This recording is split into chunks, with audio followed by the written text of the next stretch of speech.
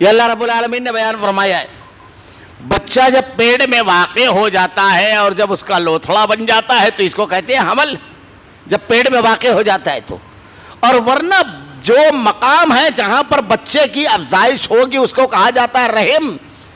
تو رحم خالی ہے یا بھرا یہ اللہ رب العالمین جانتا ہے. اور رحم میں بچہ رکے گا یا نہیں یہ اللہ جانتا ہے. اور رحم میں جو بچہ رکے گا وہ نر ہوگا یا مادہ یہ اللہ جانتا ہے.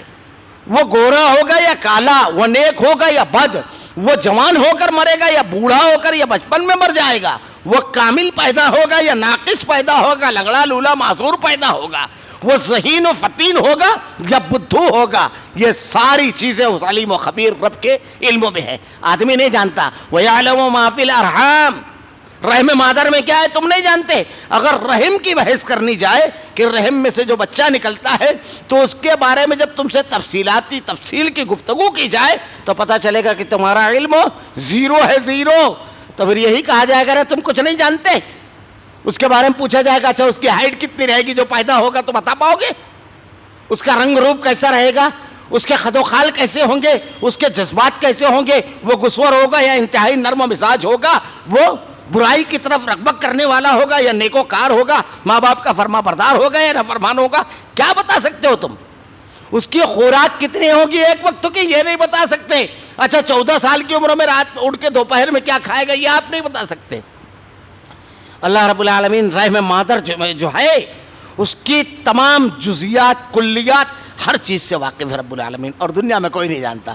اور یہ جہاں تک کہ سونوگرافی کا معاملہ ہے تو اس میں بڑے مقدمات ہوتے ہیں. ہمارے شہر کا معاملہ ہے، ہمارے شہر کے اندر ایک خانوادے کے پاس پیسہ بہت زیادہ ہو گیا اور کبھی کبھی پیسہ بے اعتدالی بھی لاتا ہے. تو اب ان کے یہاں ایک خاتون کو حمل قرار پایا، سونوگرافی کرائی گئی تو پتہ چلا کہ لڑکی ہے.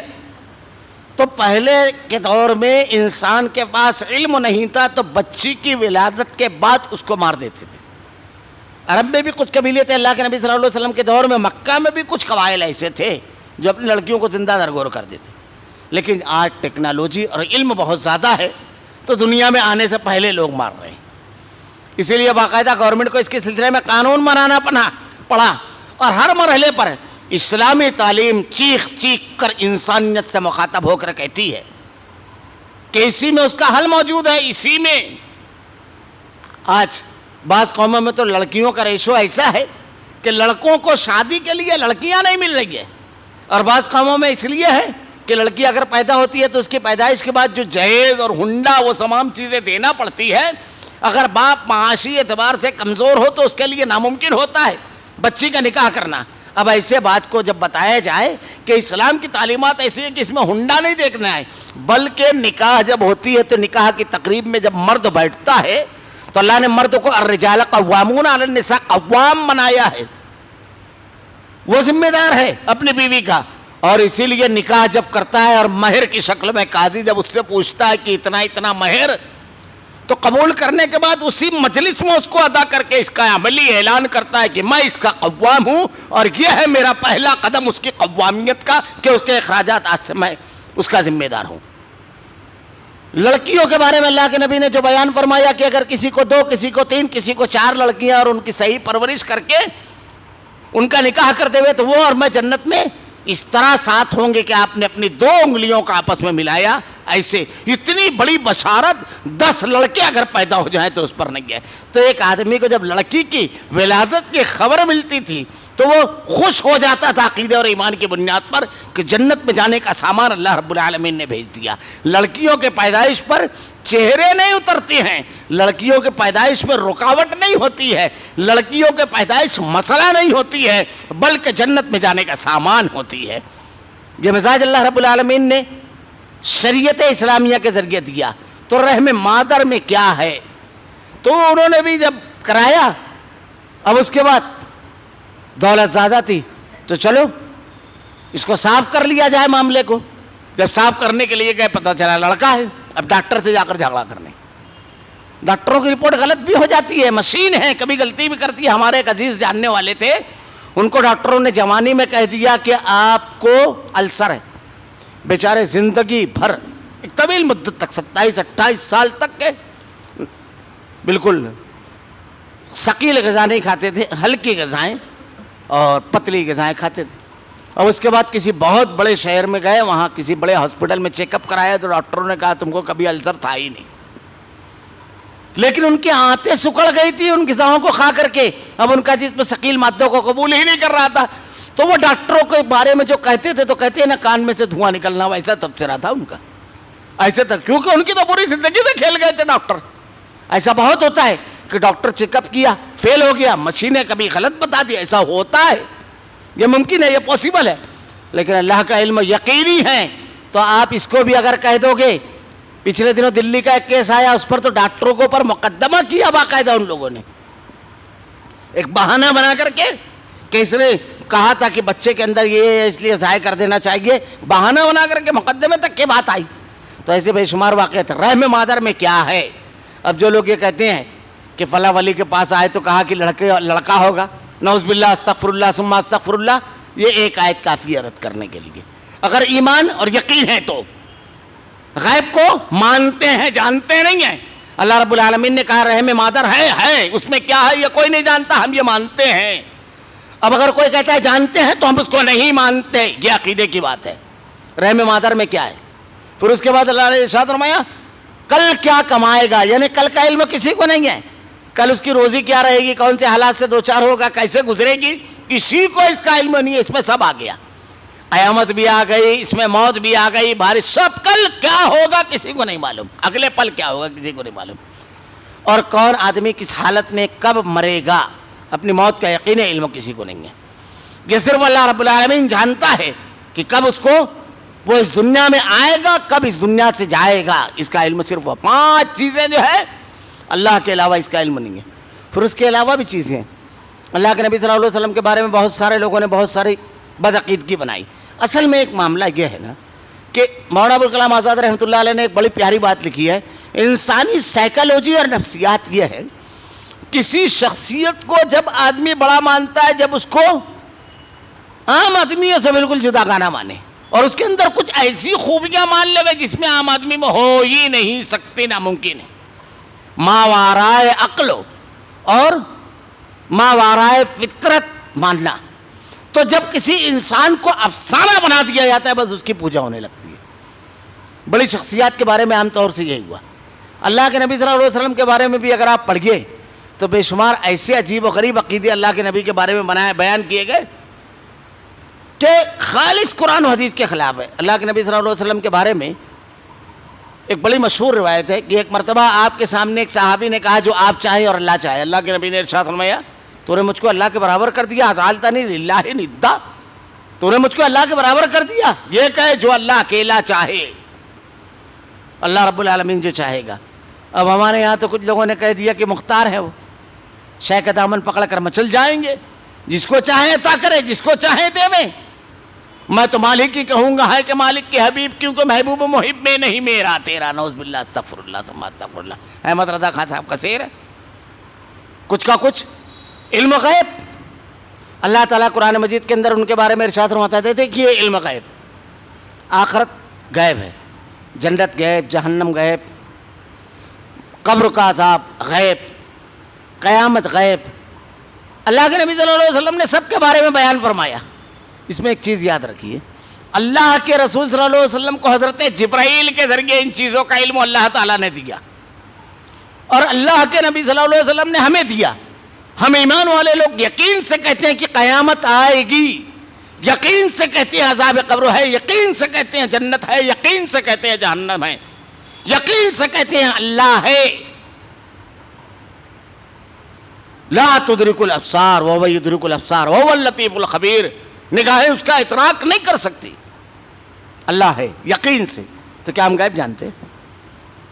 یقین کے ساتھ اللہ کے نبی نے ہم کو بتایا. اس بنیاد پر ہم کہتے ہیں اللہ کے رسول صلی اللہ علیہ وسلم کو اللہ رب العالمین نے حضرت جبرائیل کے ذریعے وحی بتایا، اور وحی بتایا جب تو اللہ کے نبی کے بارے میں اللہ کہتا ہے وما هو علی الغیب بضنین. غیب بتانے میں بخیل نہیں ہے اللہ کے نبی. جتنا کچھ اللہ نے بتایا سب امت کو بتا دیا، کیونکہ اللہ تعالیٰ قرآن میں کہتا ہے یا ایھا الرسول بلغ ما انزل الیک من ربک. اے رسول جو کچھ تمہاری طرف نازل ہوا ہے تمہارے رب کی طرف سے، ما انزل الیک من ربک، سب کھول کر کے بیان کر دوں. وَإِن لَمْ تَفْعَلْ وَمَا بَلَّغْتَ رِسَالَتِي، اگر تم نے نہیں بیان کیا تو رسالت کا حق نہیں ادا کیا. حضرت عائشہ صدیقہ کہتی ہیں، صحیح بخاری کی روایت ہے، کہ اگر کوئی آدمی یہ کہے کہ اللہ کے نبی نے ایک بات نہیں بتائی ہے تو وہ اپنے قول میں جھوٹا ہے، کیونکہ اللہ کے نبی نے رسالت کا حق ادا کیا ہے. اور حجۃ الوداع کے موقع پہ آپ نے سوال کیا، کیا میں نے پہنچا نہیں دیا؟ لوگوں نے کہا بے شک آپ نے پہنچا دیا. تو اللہ تعالیٰ نے جو کچھ بتا دیا غیب اس کو ماننا، اور جو سب چھپا ہوا ہے اس کا علم کسی کو نہیں ہے. ایک آخری آیت پڑھ کر کے اب یہاں سے آگے بڑھ جاؤں میں. اللہ کے نبی کے بارے میں کیا عقیدہ ہونا چاہیے اللہ نے قرآن میں وضاحت کی. قُلْ لَا أَمْلِكُ لِنَفْسِي نَفْعًا وَلَا ضَرًّا إِلَّا مَا شَاءَ اللَّهُ، کہ آپ کہہ دیجئے قُلْ لَا أَمْلِكُ لِنَفْسِي نَفْعًا وَلَا ضَرًّا إِلَّا مَا شَاءَ اللَّهُ، میں اپنی ذات کے لیے بھی کسی نفع اور نقصان کا معلوم نہیں مگر وہ جو اللہ چاہے. وَلَوْ كُنْتَ عَالِمُ الْغَيْبِ، اور نہ میں غیب جانتا ہوں، لَاسْتَكْثَرْتُ مِنَ الْخَيْرِ، اگر غیب جانتا تو ساری اچھائی اپنے لیے جمع کر دیتا. وَمَا مَسَّنِيَ السُّوءُ إِنْ أَنَا إِلَّا نَذِيرٌ وَبَشِيرٌ لِقَوْمٍ يُؤْمِنُونَ، اور کوئی شر مجھ کو تکلیف نہیں پہنچاتا. آپ غیب جانتے، ہرگز اس مقام پر کھڑے نہیں ہوتے احد میں جہاں آپ کے دندان مبارک زخمی ہوئے. آپ کو ہرگز دھوکے سے زہر نہیں دیا جاتا.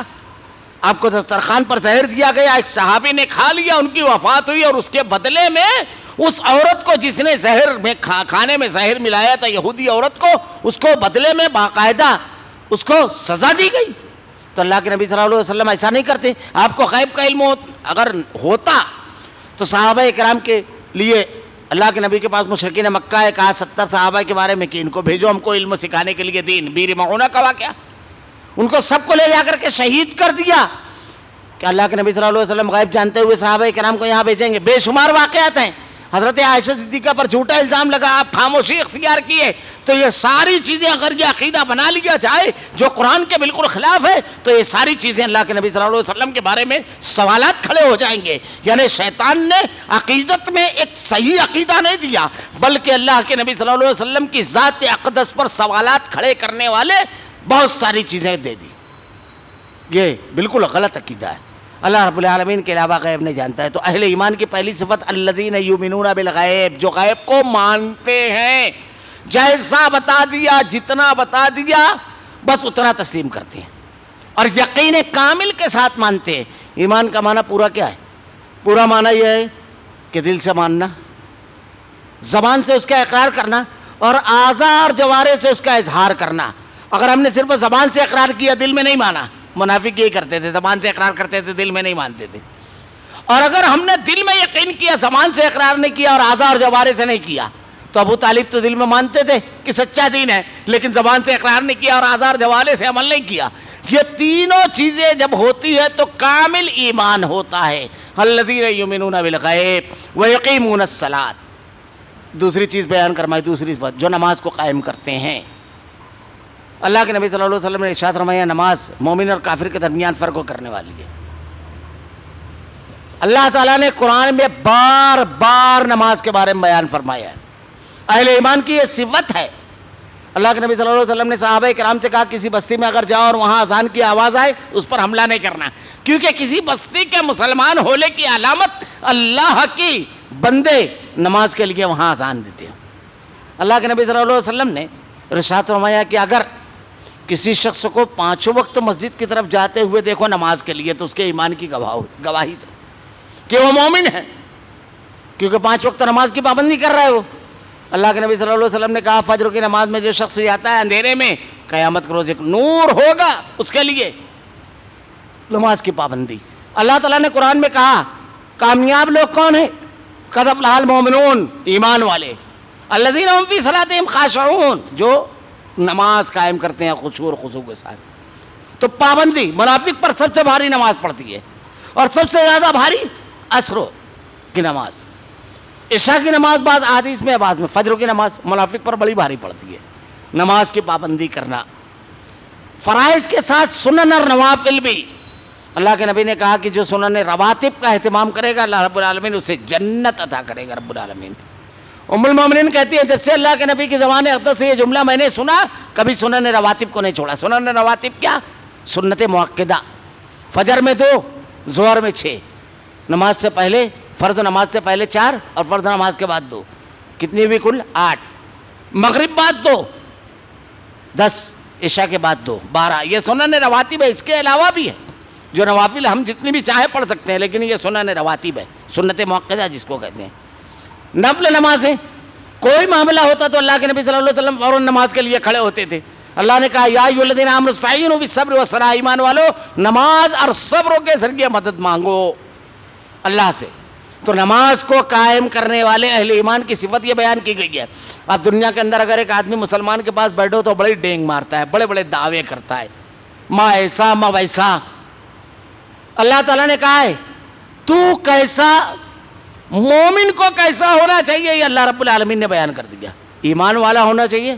دوسری چیز اس کا ذہن و دماغ اللہ کے تابع ہو گیا, اب اس کا جسم اللہ کے تابع, 5 وقت اللہ کے سامنے جھکنے والا ہونا چاہیے. ایسا نہیں کہ بستر پر پڑا ہوا ہے, دوست و احباب میں گھوم رہا ہے, مزے کر رہا ہے, سواریوں پر چل رہا ہے, لیکن جب نماز کا وقت ہو تو دل بھاری ہو جائے. ایسا نہیں, اس کا جسم بھی اللہ کے سامنے جھکنے والا ہونا چاہیے. الذین یقیمون الصلاۃ ومما رزقناہم ینفقون, اور اللہ کے راستے میں مال کو خرچ کرنے والے. اس میں سب ہے, سب چیز داخل ہے, کیونکہ یہ آیتیں جو ہے زکوٰۃ کے احکامات سے پہلے آئی تھی. تو اس میں یہ بھی ہے کہ آدمی جو اپنے اہل و عیال پر خرچ کرتا ہے وہ بھی صدقہ, اس کو اجر ملتا ہے. اللہ کے نبی صلی اللہ علیہ وسلم نے ارشاد فرمایا کہ جو تم اپنے اہل و عیال بیوی بچوں کو پر خرچ کرتے ہو یہ تمہارے لیے صدقہ ہے. بہترین صدقہ یہ ہے کہ آدمی اپنے اہل و عیال پر خرچ کرے, یہ صدقہ ہے. پھر اللہ رب العالمین نے جو بھی مال دیا ہے اس کو اللہ کے راستے میں نکالتا ہے. یہ نفلی صدقات اس میں داخل ہے زکوٰۃ کے علاوہ. زکوٰۃ تو ہر صورت میں دینا ہے, لیکن نفلی صدقات آدمی کے 5 روپیہ, 10 روپیہ, 20 روپیہ, 50 روپیہ, 100 روپیہ, 200 روپیہ, 1000, جتنی بھی طاقت ہے اللہ کے راستے میں نکالتے رہے. اللہ کے نبی صلی اللہ علیہ وسلم نے ارشاد فرمایا صدقہ کرو اللہ کے راستے میں, چاہے کھجور, کیونکہ صدقہ جب آدمی کرتا ہے تو دنیا کے اندر صدقے کا فائدہ یہ ہے, بے شمار فوائد ہے اس کے. نماز کے بھی بے شمار فوائد ہیں. اگر میں ایک پر بحث کروں تو بڑی لمبی بات ہوگی. نماز پر بے شمار فوائد ہیں. آدمی 5 وقت نماز پڑھتا ہے, جب اس کو انرجی جمع ہوتی ہے اس کے اندر 5 وقت, تو اس سے جو بھی چھوٹے موٹے گناہ ہوتے ہیں, ایک نماز کے بعد دوسری نماز پڑھتا ہے, وضو کرتا ہے, نماز پڑھتا ہے, صغیرہ چھوٹے گناہ جتنے بھی ہیں معاف ہو جاتے ہیں. اللہ کے نبی نے کہا 5 وقت تو کچھ تو کرتا ہے, اس کے گناہ بخش دیے جاتے ہیں. باڈی کے معاملے میں نے پچھلے دنوں گجرات کے ایک صاحب تھے, ایتھلیٹ جو ہوتے ہیں, جو یہ کھلاڑیوں کو تیار کرتے ہیں, تو ایکسرسائز وغیرہ کرنے کا باقاعدہ ایک فن ہے, کیسے کرنا چاہیے. تو جرمنی کا ایک بہت بڑا وہ جو ایکسرسائز وغیرہ سکھاتے ہیں, تو ایتھلیٹس کو تیار کرنے والا کوچ آیا تھا. تو ہندوستان کے جتنے بھی گورنمنٹ کے اعلیٰ طبقے کے کوچ ہیں ان لوگوں کی ایک میٹنگ رکھی گئی. جب میٹنگ ہوئی, میٹنگ میں اس نے کہا 3 ٹائپ کی ایکسرسائز ہے, ورزش, ایک لانگ, ایک جو ہے یعنی درمیانی, اور ایک شارٹ.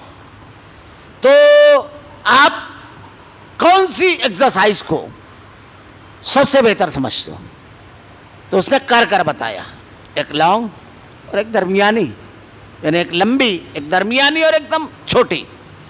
تو ایک مسلمان جو تھے اور الحمدللہ کتاب و سنت پر عامل, انہوں نے اٹھ کر کے کہا یہ جو درمیانی ہے یہ. تو پوچھتا ہے تم کو کیسے معلوم؟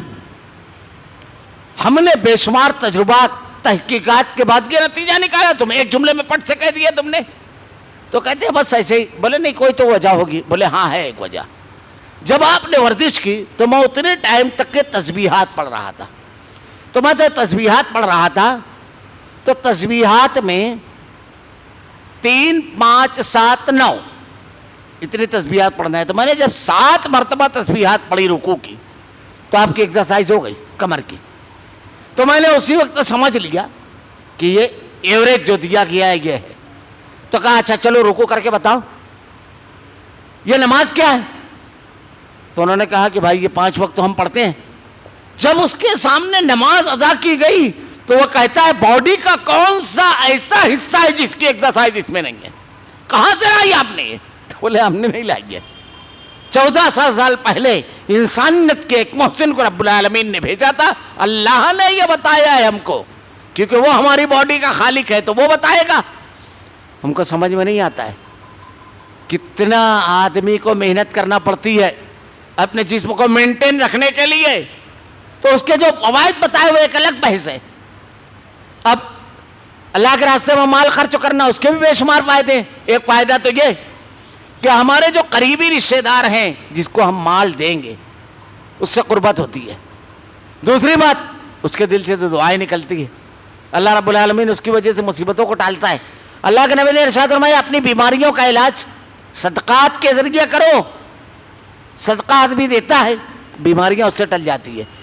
مصیبت اور بلائیں راستہ تبدیل کر دیتی ہے، صدقے کی وجہ سے اللہ تعالیٰ مصیبتوں اور بلاؤں کو ٹال دیتا ہے۔ یہ ڈھال ہے مصیبتوں اور بلاؤں کو صدقات میں، صدقے کی وجہ سے اللہ مال کو بڑھاتا ہے، اور کتنا بڑھاتا ہے۔ مثل الذین ينفقون فی اموالہم کمثل حبۃ انبتت سبع سنابل فی کل سنبلۃ مئۃ حبۃ، 700 گنا تک کے مال کو بڑھا دیتا ہے اللہ تعالیٰ۔ صدقے میں مال کم نہیں ہوتا ہے۔ ایک بڑا مشہور واقعہ قرآن مجید میں اللہ نے بیان کیا، باغ والوں کا واقعہ۔ حدیث میں بھی ایک واقعہ بڑا مشہور ہے کہ اللہ کے نبی صلی اللہ علیہ وسلم نے ارشاد فرمایا بنی اسرائیل میں ایک آدمی نے ایک جگہ سے گزر رہا تھا، اس نے ایک بادل کو دیکھا، اس میں سے آواز آ رہی تھی اے بادل فلاں جگہ جا کر کے برس۔ تو بادل کے پیچھے پیچھے چلنے لگا، بادل برسا، چٹگل میدان پتھریلی جگہ وہاں برسا، اور وہاں سے پانی پرنالے کی شکل میں بہتا ہوا ایک طرف جانے لگا، یہ بھی پانی کے پیچھے پیچھے گیا۔ تو دیکھا کہ ایک علاقے میں ایک آدمی بڑے انہماک کے ساتھ اپنے کھیت کو درست کر رہا تھا۔ تو اس سے پوچھا کہ بھائی تم کیا کرتے ہو، کیونکہ پانی اس کے کھیت میں گیا اور پورے کھیت کو سیراب کر دیا۔ تو بولے کچھ نہیں کرتا ہوں۔ بولے پھر بھی کوئی نہیں کی؟ بولے صرف اتنا ہے کہ جتنا بھی فصل اس کھیت سے پیدا ہوتی ہے میں اس کو 3 حصے میں تقسیم کرتا ہوں، ایک حصہ اسی کھیت میں ڈال دیتا ہوں یعنی اسی کاروبار میں، ایک حصہ اپنے اہل و عیال کے لیے رکھ دیتا ہوں، اور ایک حصہ صدقہ کر دیتا ہوں۔ ساروں کا اللہ رب العالمین بھیج دیتا ہے، تو مال بڑھ جاتا ہے صدقہ دینے سے۔ ابھی پیچھے واقعات آئے تھے، کچھ لوگوں کے تو حیرت زدہ رہ گئے کہ ان لوگوں نے صدقہ اللہ کے راستے میں کیا تو کتنا اللہ رب العالمین نے ان کو مال کو بڑھایا، اور انتہائی چھپ کر کرنا اللہ کی رضا اور خوشنودی کے لیے۔ بہترین صدقہ یہ ہے کہ آدمی اس ہاتھ سے دے اور دوسرے ہاتھ کو اس کی خبر نہ ہو۔ ایسا نہ ہو کہ ہم کسی کو صدقہ دے تو نہیں بھی سلام کر رہے ہیں تو پھر اس کو سلام کر رہے ہیں، انہیں احساس دلا رہے ہیں کہ بھیا میں تجھ کو دیا ہوں، نہ، یہ نہیں ہونا چاہیے کبھی۔ بالکل ہم کسی کو صدقہ دے رہے ہیں، کسی اور کے ذریعے بھیج رہے ہیں، آپ کسی کے ذریعے بھیج رہے ہیں، اس کا مطلب کیا ہے کہ اس کے بیچ میں ایک شخص کو آپ جان گئے ہیں نا، وہ بالکل چھپ کر کے اللہ کی رضا اور خوشنودی کے لیے اللہ رب العالمین مال کو بڑھاتا ہے اس کے ذریعے۔ قبروں کے اندر جب عذاب اللہ کے نبی نے ارشاد فرمایا سامنے سے آئے گا تو صدقہ اس عذاب کو روکے گا۔ تو اللہ تعالیٰ کے راستے میں جو مال خرچ کرتے ہیں، الذین یؤمنون بالغیب ویقیمون الصلاۃ ومما رزقناہم ینفقون، ہر طریقے سے اللہ کے راستے میں اپنے مال کو خرچ کرتے ہیں۔ یہ 3 چیزیں اس میں بیان کی گئی ہے، ایمان بالغیب، نماز کا قیام اور مال۔ اب اس پہ غور کیجئے، پہلی چیز ایمان بالغیب کا تعلق کس سے ہے؟ دماغ سے۔ دوسری یقیمون الصلاۃ، اس کا جسم سے۔ تیسرا ومما رزقناہم ینفقون، اس کا مال سے۔ یہی 3 چیزیں آدمی کے پاس رہتی ہے نا، تینوں چیزیں اللہ کے تابع ہو جائے گی، اہل ایمان کی صفت یہ ہے۔ اب اگلی آیت میں اور بتیا 3 چیزیں بیان کی گئی ہے، میں صرف اس کا ترجمہ کر دیتا ہوں۔ جو لوگ ایمان لاتے ہیں اس پر جو آپ کی طرف اتارا گیا، پہلی چیز جو آپ سے پہلے اتارا گیا پچھلی تمام کتابیں، اور آخرت پر، یہ 6 صفتیں اللہ رب العالمین نے اہل ایمان کی بیان کی ہے۔ انشاءاللہ آئندہ ہفتہ بقیہ 3 صفتیں بیان کی جائے گی۔ تو ایمان کے ماننا ہے ماننا، تسلیم کرنا اور عمل کرنا۔ ہم آخرت پر ایمان رکھتے ہیں، جنت پر ایمان رکھتے ہیں، جہنم پر ایمان رکھتے ہیں، عذاب قبر پر ایمان رکھتے ہیں، سب غیبیات پر ایمان رکھتے ہیں۔ تو ایمان کا تقاضا یہ ہے کہ اس کی وجہ سے ہمارے عمل میں تبدیلی آئے۔ اللہ کے نبی نے کہا کہ اگر قبر کا عذاب تم لوگ دیکھ لو تو اپنے مردوں کو دفن کرنا چھوڑ دو گے، مردوں کو دفن نہیں کرو گے۔ ایک دلچسپ واقعہ یاد آ گیا، قبر میں جو عذاب ہوتا ہے مردے کو، کیسے چیختے اور چلاتے ہیں وہ، صحابہ کرام کے واقعات پڑھیے. حضرت عثمان ذو النورین رو رہے ہیں, بستر پر لیٹے ہیں. آپ کی اہلیہ نائلہ پوچھتی ہیں امیر المومنین کیا ہوا, کیا بات ہے, کس چیز نے آپ کی آنکھوں کو اشکبار کر دیا؟ کہا اللہ کے سامنے جواب دہی کہ خوف اور احساس نے. حضرت ابو ہریرہ رضی اللہ تعالیٰ عنہ موت کے وقت رونے لگے. کہا لوگوں نے, آپ نے تو پوری عمر دین کی خدمت کی ہے. حدیث رسول سب سے کثیر روایت صحابی ہیں, یعنی سب سے زیادہ روایتیں حدیث کی حضرت ابو ہریرہ رضی اللہ تعالیٰ عنہ سے, اس لیے کہ لوگ اپنے کاموں میں مصروف رہتے تھے اور یہ اللہ کے نبی کی خدمت میں. تو کہا سفر بہت لمبا ہے اور سامان بڑا مختصر ہے. اللہ کے سامنے جواب دہی کا احساس. قبر کیا ہے, قبر کی منزل کتنی خطرناک ہے. پہلی منزل اللہ کے نبی نے صحابہ کرام کی تدفین کے بعد صحابہ سے کہا کہ دعا کرو کہ اللہ ثابت قدم رکھے. علامہ ابن تیمیہ رحمۃ اللہ علیہ کا ایک واقعہ مشہور ہے. قبر کا جب عذاب ہوتا ہے تو انسان اور جنوں کو چھوڑ کر ساری مخلوقات سنتی ہے جب وہ چیختا چلاتا ہے. میں ایک واقعہ یاد آ گیا, بس ضمناً یہاں بتا دوں کہ جب قرآن و حدیث سے آدمی کا تعلق رہتا ہے تو اللہ نے ارشاد فرمایا اللہ ولی الذین آمنوا یخرجهم من الظلمات الی النور. اللہ مومنین کا ولی ہے جو ان کو ظلمات سے, اندھیروں سے نکال کر روشنی کی طرف لے کر کے آتا ہے. ہر چیز میں قرآن و حدیث سے دلیل مل جاتی ہے, ہر چیز سے. تو بس یہ ایک واقعہ بتا کر اپنی بات سمیٹ دوں گا کہ علامہ ابن تیمیہ رحمۃ اللہ علیہ کے پاس ایک مرتبہ کچھ نصیری لوگ آئے. شیعوں میں غنیت الطالبین میں عبد القادر جیلانی رحمۃ اللہ علیہ نے تقریباً 72 فرقے تو شیعوں کے نقل کیے ہیں, دوسرے بھی فرقے نقل کیے ہیں سب غنیہ میں, ان کی کتاب ہے غنیت الطالبین. تو ان میں ایک فرقہ ہے ان لوگوں کا نصیری. ان کا سب سے بڑا مشہور فرقہ جو ہے اثنا عشری ہے, جو ہمارے یہاں ہے نا, یہ ایران سے. زیدی بھی ایک فرقہ ہے, یہ بڑا اسلام کے قریب ہے, جو یمن وغیرہ میں. تو نصیری جو ہیں یہ حضرت علی رضی اللہ تعالیٰ عنہ کو خدا مانتے ہیں. یہ ملک شام میں جو ہے حافظ اسد, بشار اسد جو اس کا لڑکا ہے جو قتل عام کر رہا ہے, یہ وہی نصیری ہے. یہ بڑے بدترین قسم کے عقائد رکھتے ہیں, بدترین لوگ ہیں یہ. حضرت علی رضی اللہ تعالیٰ عنہ کو خدا مانتے ہیں. تو کہا کچھ لوگوں نے آ کر کے ہم اپنے گھوڑوں کو جب نصیریوں کے قبروں پر لے کر جاتے ہیں تو اچھے ہو جاتے ہیں,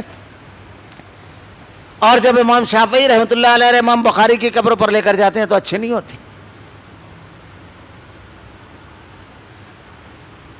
تو علامہ ابن تیمیہ رحمۃ اللہ علیہ, اللہ بے شمار رحمت نازل فرمائے, کیا جواب دیا. دیکھیے یہ نور ہے, یہ ملتا ہے توحید کی بنیاد پر کہ سوال کیسا بھی ہو اللہ رب العالمین رہنمائی کر دیتا ہے, اور وہ اللہ ہے جو جوابات سجاتا ہے, جو ہدایت دیتا ہے. آپ نے کہا یہ بتائیے کہ جب قبر پر سے گھوڑے لوٹ کر آتے ہیں تو کیا کرتے ہیں, پاخانہ کرنے لگتے ہیں؟ تو کہنے لگے ہاں. تو کہنے لگے کہ تو پھر تو برابر بات ہے, اس لیے کہ جب عذاب ہوتا ہے مردوں کو تو جن اور انسان کے لیے وہ سب سنتے ہیں. تو نصیریوں کی قبروں پر جب لے کر جاتے ہیں تو ان کو تو عذاب ہو رہا ہے, کیونکہ وہ حضرت علی رضی اللہ تعالیٰ عنہ کو خدا کہہ رہے ہیں. تو ان کی چیخ و پکار سن کر کے گھوڑے پاخانہ کرنے لگتے ہیں. اب جب ان کو دست شروع ہوتا ہے, پیٹ صاف ہوتا ہے, اچھے ہو جاتے ہیں. امام شافعی اور امام بخاری کی قبروں پر کہاں یہ سب آوازیں آئیں گی جو ان کو دست آئے گا اور اچھے ہوں گے, وہ تو جیسے جاتے ہیں ویسے ہی واپس آتے ہیں. بعض لوگ کہتے ہیں کہ فلاں جگہ گئے تو اچھے ہو گئے. ہمارے یہاں ایک عالم, اللہ رب العالمین ان کی مغفرت فرمائے, ان کو قری کی رحمت کرے, مولانا عبدالصبور رحمانی, ایک مرتبہ میں ان کے پاس بیٹھا ہوا تھا. بڑے زبردست حاضر جواب آدمی تھے. ایک آدمی آ کر کے کہنے لگا کہ مولانا میں فلاں قبر پر لے کر گیا اپنی بچی کو, بہت جگہ لے کر گیا, اچھی نہیں ہوئی. یہ ڈاکٹر وہ ڈاکٹر قبر پر لے کر کے اچھی ہو گئی. تو مولانا عبدالصبور بولے کیا ہوا تھا؟ بولے اس کو کچھ جن وغیرہ شیطان لگا تھا. تو مولانا کہنے لگے کہ ابھی وہاں اگر اچھی نہیں ہوتی تو سوال کھڑا ہونا تھا, کیونکہ شیطان کا کام اللہ کے در سے ہٹا کر کے بندوں کے در پر لگا دینا. اب تو وہاں چلا گیا, تیرا عقیدہ خراب ہو گیا, اس کا کام ختم, وہ ہٹ گیا, نکل گیا. اگر وہاں جا کر نہیں نکلتا تو سوال کھڑا ہونا تھا کہ وہاں بھی جا کر کے کیوں نہیں نکلا, عقیدہ تو خراب کر چکا تیرا, اس کا تو کام ہو گیا. کسی جگہ جانے آنے سے شیطان کا تو کام ہی یہی ہے کہ عقیدے پر حملہ کرے اس طرح اور عقیدے کی تباہ کرے. اگر کسی جگہ جانے سے فائدہ ہو تو بے شمار مقامات پر شرکوں کے لوگ جاتے ہیں اور ان کو لگتا ہے کہ فائدہ ہوتا ہے, اصل چیز وہ نہیں ہے. فائدہ اللہ تعالیٰ دیتا ہے. اللہ تعالیٰ نے کہا ہے کہ فائدہ وہ نہیں دیتے ہیں, وہ جھوٹ ہے, وہ ذرا بھی فائدہ نہیں دیتے. فائدہ اللہ دیتا ہے, لیکن ہم لوگ یہ بتاتے ہیں کہ ان کی وجہ سے فائدہ ہوا. خیر, بات ذرا سا طویل ہو گئی. تو ایمانیات میں جتنی چیزیں بیان کی گئی, الذین یؤمنون بالغیب, آخرت پر ایمان ہے تو اللہ کے سامنے جواب دہی کا احساس ہو. جنت جہنم پر ایمان ہے تو اس کے عذاب کا خوف ہو. جنت پر ایمان ہے تو اس کے انعامات کو حاصل کرنے کے لیے جو عمل کرنے کا حکم دیا ہے وہ کریں. قبر پر ایمان ہے, عذاب قبر پر, تو عذاب قبر کن لوگوں کے لیے, گنہگاروں کو, اس سے گناہوں سے اپنے آپ کو بچائیں. یہ ایمان میں سب داخل ہے. اقامت صلاۃ, نماز کی پابندی کریں. سنن اور نوافل, خاص طور سے تنہائی کی عبادتیں یہ زیادہ سے زیادہ کریں. اللہ کے راستے میں چپکے سے اپنے مال کو خرچ کریں. ریا, دکھاوے کے لیے نہیں, کسی اور غرض سے نہیں, اللہ کی رضا کے لیے. اور جب رضا کے لیے کرنا ہے تو صرف اس مالک کو خبر ہونا چاہیے, دوسروں کو نہیں, کیونکہ اخلاص کے ساتھ رہے گا تو بڑا قیمتی رہے گا. اللہ رب العالمین سے دعا ہے کہ رب العالمین ہمیں باعمل بنا. الہ العالمین, تیری راہ میں خرچ کرنے والا, تیری رضا کے لیے خرچ کرنے والا, تیرے سامنے جھکنے والا, تیرے احکامات پر عمل کرنے والا, تیری رضا اور خوشنودی کے لیے زندگی گزارنے والا بنا رب العالمین. اللہ تیرے کلام کی آیتیں اور تیرے نبی کی احادیث کو ہمارا کردار و عمل بنا دے. رب العالمین ہم تیرے بڑے کمزور بندے, اللہ ہم میں اور گناہوں میں دوری پیدا فرما. رب العالمین الہ العالمین نیکیوں پر حریص بنا, جہنم لے جانے والے اعمال سے ہماری حفاظت فرما, جنت میں لے جانے والے اعمال کرنے کی توفیق دے. اللہ ہمارا خاتمہ ایمان پر فرما. ربنا لا تزغ قلوبنا بعد إذ هديتنا وهب لنا من لدنك رحمة إنك أنت الوهاب. سبحان اللہ و بحمدہ, سبحانک اللہم و بحمدک, اشہد ان لا الہ الا انت, استغفرک و اتوب الیک.